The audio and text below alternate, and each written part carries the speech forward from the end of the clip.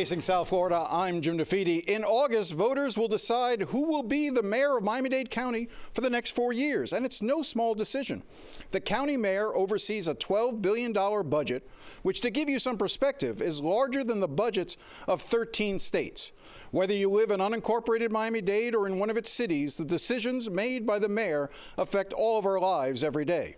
For the past 4 years, that mayor has been Daniella Levine Cava, a social worker, lawyer, and community activist. She was first elected to the county commission in 2014. She won the mayor's race in 2020 and since then led the county's response to the pandemic, and she received deserved praise for her actions in the days, weeks, and months following the Surfside building collapse. We are happy to have her here with us today. Thank you for coming in, Madam Mayor. Thank you, Jim. All right, so you know, I said nice things, so let's just jump into the harder parts. I think that one of the issues that is always important is whether or not the mayor is a good steward of the public money. And when you came into office, I mentioned that it's $12 billion now. When you came into office, the budget for Miami-Dade County was $9 billion. Today, it's $12 billion, roughly. And your proposed budget for next year takes it to $13 billion. You went from 28,600 employees when you came into office to now having more than almost 31,000 employees. I'm curious, is the public really getting the most for their money, and why are we growing the budget so rapidly? At the same time, we know that there are going to be severe shortfalls in the years ahead. Thanks, Jim, for the question and for having me. Let me say that we are living in extraordinary times. We are the most recovered economy in the country by many measures. Certainly, our property values have grown enormously, and despite the fact that service needs have continued to grow, we've been able to produce a tax cut for 2 years in a row, which is the lowest tax rate since 1982.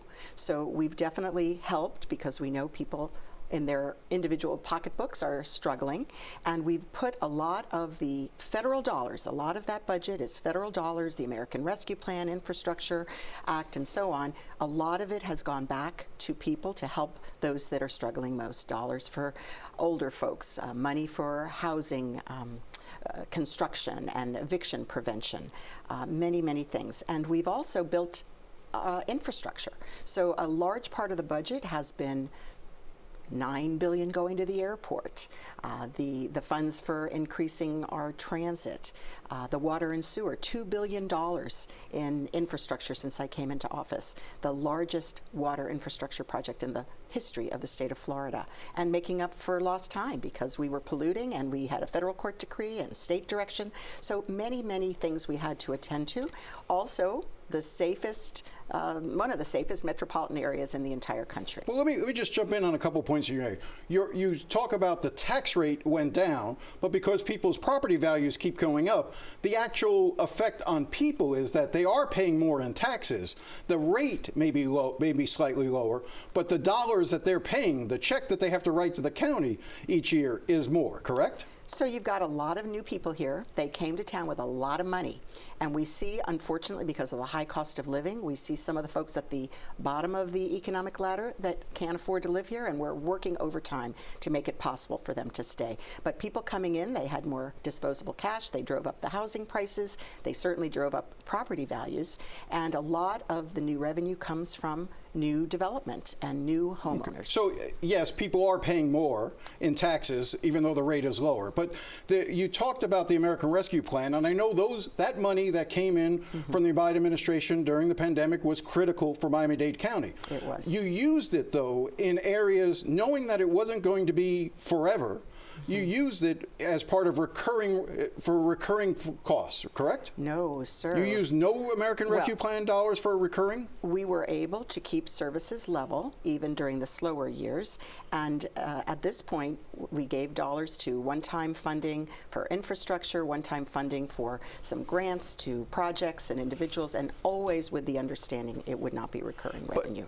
But one of the ideas that, do you agree with this statement that you are going to have some very challenging years in the next few years budgetarily? That is correct, and that's why this year's budget is a little bit different. That's why we're not able to propose a millage reduction, and that is why we've kept services the same, but we have added no enhancements to our budget. But I guess what I'm trying to figure out is when you came into office, there were 28,627 employees. Today, there are 30,807. And in your proposed budget, you're going to add another 500 positions. Why are you adding positions at a time when you know that your economic forecast is going to be challenging? Right. So we have proprietary departments, the airport, the seaport. Everything they generate, they keep there. It's not supplemented by general fund dollars. The airport is growing at a rate of 10% annually. Extraordinary numbers. So naturally the airport needs some more employees, but it's all covered within the airport's budget. Similarly, we have had water and sewer. I told you about the infrastructure. It's huge. Obviously somebody has to manage that. It's all within the proprietary fund for water and sewer. So the growth has really not come substantially in other areas. It's really in those areas where we're making those important investments. You know, the average person sits at home and sees that the budget has grown from $9 billion to your proposed budget next year of $13 billion, and they're probably wondering to themselves, why am I going to have to pay $150 more a year for garbage fees? Why isn't that money being found in the $13 billion that you have as a budget? So our solid waste department is also another one of those proprietary funds. I did not propose an increase. The commission decided, looking at the long-term horizon, and I want to emphasize something here, Jim. I am future focused, right? People say, oh, let's cut it 10%. You know, we have to maintain services that people are demanding in this community. We cannot just arbitrarily cut general fund programming that people are expecting. Eventually, if we did not raise those garbage fees, we'd have to reduce service. So now, I did not propose it. Right, I understand you didn't propose it. You could have vetoed it. You chose not to veto it. So you support it at the end of the day. At the end of the day, we have to look to the future. And this commission, with an overwhelming number of votes that would not have sustained a veto, said that it's better to spend it starting now, not kick the can down the road. All right, there were a couple of instances, again, going to that issue of stewardship of taxpayer money.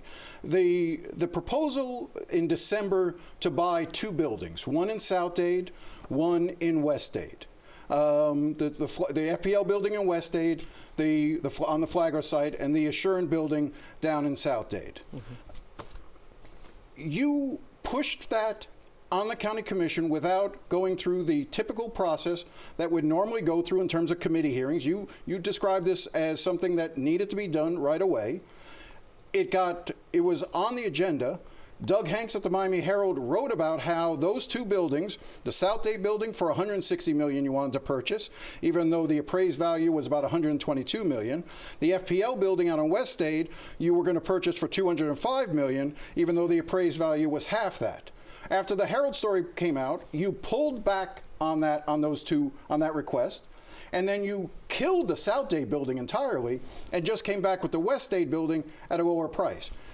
Doesn't it seem as if it's a little chaotic in terms of how you're proposing these? So these are major purchases, major capital investments. Both of them would, in the long term, have saved the county money. We're paying rent for a lot of these services in other buildings. Our PIC, which is where a lot of the permitting takes place, the lease was due. We had to relocate, and it is much more efficient, and for the public, much better to co-locate services. So that's why 9250 is so valuable to us, and we're going to be able to consolidate other offices and maybe convert them to revenue generating. So that's the West Flagler. That's the Flagler I'm site. talking about West Flagler, right. But as we move some of the departments and staff to West Flagler, we'll be able to consolidate. And these 2 buildings came along together. They're both very good deals. We all know assessed value is not the same as market value. Let's just be clear about that. That's true for almost everything.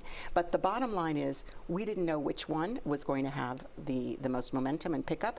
And once it was decided it was 9250, that's what we went with. Whose idea was the South Dade purchase, the South Dade building purchase, the Assurant purchase? So we have an internal services department. They're always on the lookout for opportunities. That is really a wonderful piece of property. It would have been able to consolidate, again, a lot of services. We would have repurposed our South Dade Government Center, moved South Dade Government Center to that location. South Dade Government Center would have been a revenue producer for us on that property. So there was a lot of... I'm confused, though. Yeah. You're saying that, so you didn't play a role in that? No, I moved it. I approved it. No, moving but forward. I meant even before that. Correct me if I'm wrong. Yes.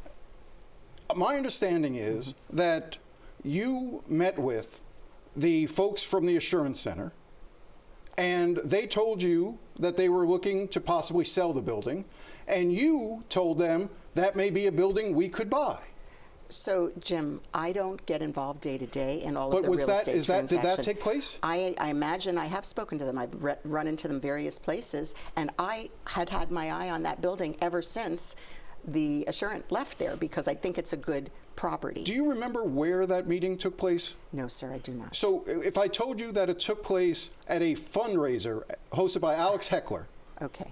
did that take place there? I certainly had an opportunity to talk to them at an event, but that is not the first time that property had been explored by the county. So that is not something that was brand new based on a conversation I had. And again, I do not initiate real estate deals. Real estate is handled by our internal services department, and they bring it forward to me. But you understand the way this looks. It looks like you're at a political fundraiser for your campaign in which lobbyists and people who do business with the county are giving you campaign donations, writing you checks. And during that, you have a conversation with representatives from Assurant and suggest to them that they should put in a proposal to offer the county the building so that you can buy it. So, Jim, I'm out and about in the community all the time. I'm meeting developers, all places. Lots of people have lots of ideas they send to me. I think there's no implication anywhere that I am personally involved or invested in any of these deals. All right, but it seems odd when the nexus of the deal starts at a political fundraiser. I question whether it started there. That's okay. What I'm saying. The gas tax. I want to talk briefly about the gas tax before we take a quick break. It was a 30-year on-the-books thing. The county needed to renew it, failed to renew it. As a result, lost $60 million. I think you made that money up with America Rescue Plan money, with COVID money, right? To some extent, yes. And let me just be clear. That was something that was, you say, was in the books. It was automatically renewed every year. The fact that there was a 30-year end of the renewal was not known to anybody throughout county government. So why was that? Well, 30 years ago, I don't know what the record-keeping system was. So when we learned about it, it was too late for us to fix it for this year. So if it was nobody's fault, why did you suspend the budget director for 2 weeks? Well, I think the budget director should have been on top of all of these things, but I'm telling you that in that office and throughout the county, there was no knowledge of this. Okay, let's take a quick break, and then we'll come back and talk about housing and some other issues as well. So we'll be right back with Mayor Daniella Levine Cava.